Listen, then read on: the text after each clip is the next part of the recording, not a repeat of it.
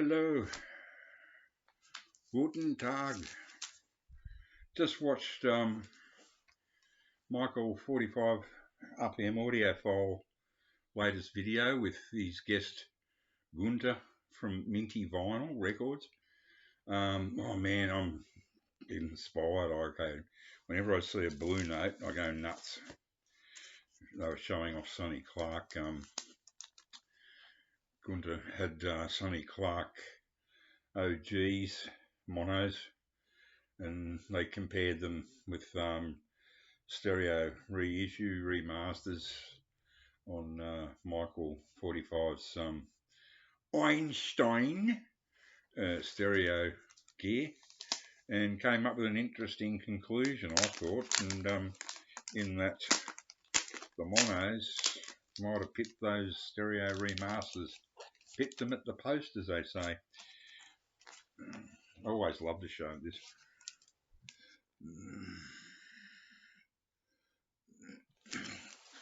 Blue Train, second press mono, early 1958. I did a dirty on a record collector and got this for 20 bucks.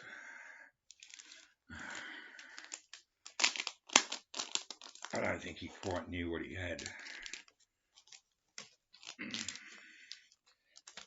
Was it 20 or 10? It could have actually been 10, I think. Anyway, I'm not proud of it, but when you see something like this and you can get it for that price, you go for it. So yes, it's yes. The Blue Train. Yeah, it's got a bend, a ding on the corner, and a split seam there. But this is like made of concrete. This cardboard cover. It's this one's been through the mill. There's no doubt about it. But at least it's in fairly decent condition, and it's either a first press or a second. I cannot quite figure it out. I've checked and checked and checked, and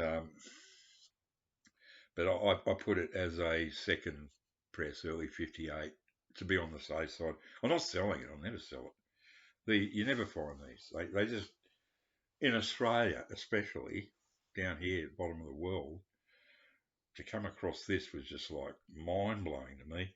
Yes, it's the deep groove. You won't see it on this crummy little you won't know, of course you won't.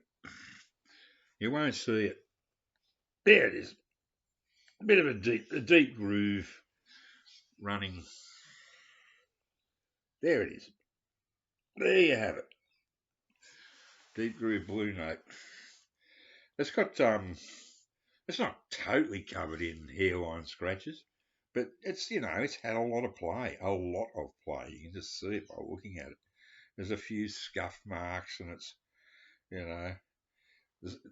and yet surprisingly, there are spindle. Oh yes. There's a lot. It's had a lot of play. They're not heavy spindle marks, but you can just see where it's been dropped on the thing that many times. And as Michael said, that his mate Dave in London says these things are built like tanks, and they are.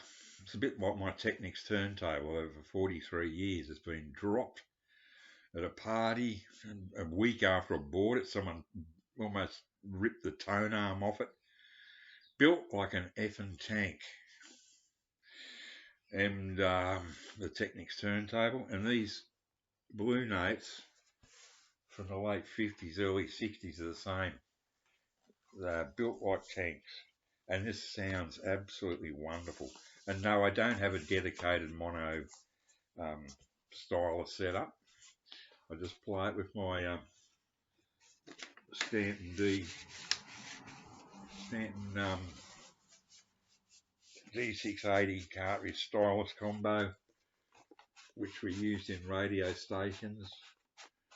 And it sounds absolutely fantastic. It just sounds like the late 50s. To me, is no better. Yes, it's not quite as realistic in, I suppose you would say, as some stereo records sound, as in that it can be a bit centered, being mono. But mono's a funny thing. People think it's just, oh, it's boring, it's just there. No, it's not true.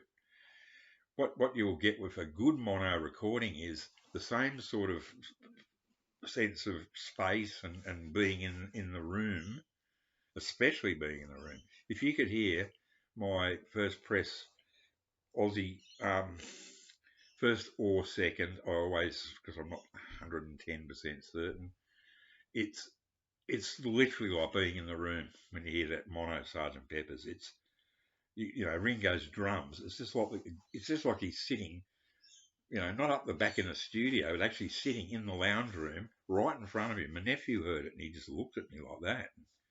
I went, yeah. You can't explain it. If you hear it in the sweet spot in this tiny little confined room, I call my lounge room, or God knows what you call it. It's more like a dog kennel. But there is a sweet spot here, and so I'm getting off track. And yes, so I just get so excited about this stuff. And here's another mono I highly recommend if anyone loves the planets as much as I do. This one I highly recommend if you ever find it. If you live overseas, you'll probably have no trouble tracking this one down. Holst the Planets, Sir Malcolm Sargent, BBC Symphony Orchestra, BBC Women's Chorus. Great condition. I got this a dollar or two recently, just before the charity shops started putting their prices up to a ridiculous degree, and somehow amongst all the damaged and wrecked country and western records and James Last stuff, this thing was there. And I just went, I don't bolt the condition. The only thing wrong with it, if you can call that a problem, is just a little bit of a bent thing down the bottom there. But also it's about Sir Malcolm Sargent's written about this himself and signed there, obviously. To look at, he looks like a harmless individual, doesn't he? But apparently he's a bit of a ladies' man. And it comes, of course, which is always wonderful. The original bag with the advertisements or advertisements. Just checking to see if I've got any of these. Ooh, there we are. Got the planets up there. Yeah, and this one on the wonderful, beautiful, gorgeous, lovely His Master's Voice.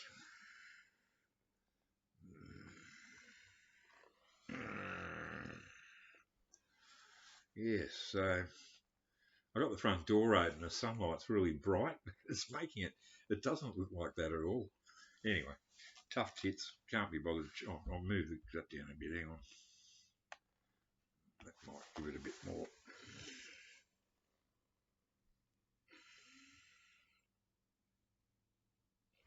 Not really. It's much deeper red than that. This is a mono. It's in pretty damn good condition. There's one little pop right at the start on side one, and there's no obvious scratch, but it's just just one click. This it's mono, so it sounds like it's not a huge sound stage. It's more like being in a room with an orchestra, if you can imagine such a thing.